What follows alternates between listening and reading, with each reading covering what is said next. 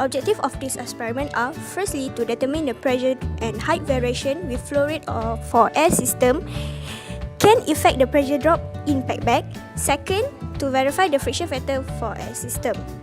Packed bed are commonly used in industrial processes such as chemical reactor, adsorption and adsorption tower, and distillation column.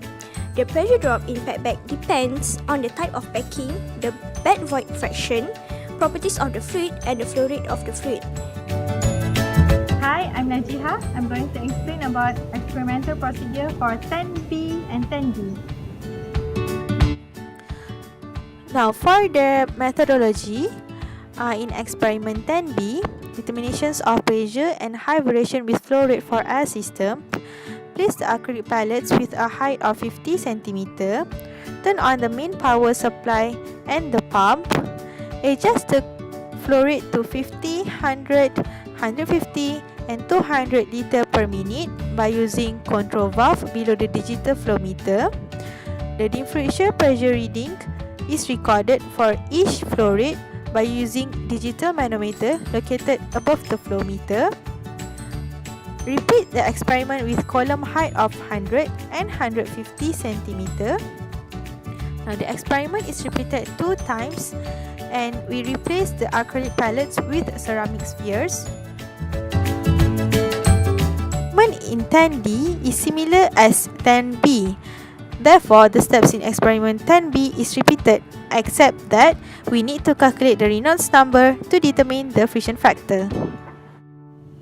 Hi, my name is Chong Yi Wen. I'm going to explain about the result and discussion for experiment 10B. For experiment 10B, figure 1.1 and 1.2 shows that the pressure drop of the fluid is relatively proportional to the fluid superficial velocity. It is required to transition from the packed bed to fluidized condition. Hence, the gas velocity is continually raised.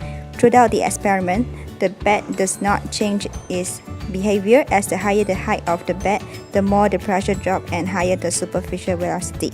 Only at a higher gas velocity does the entire bed become fully supported by the gas stream.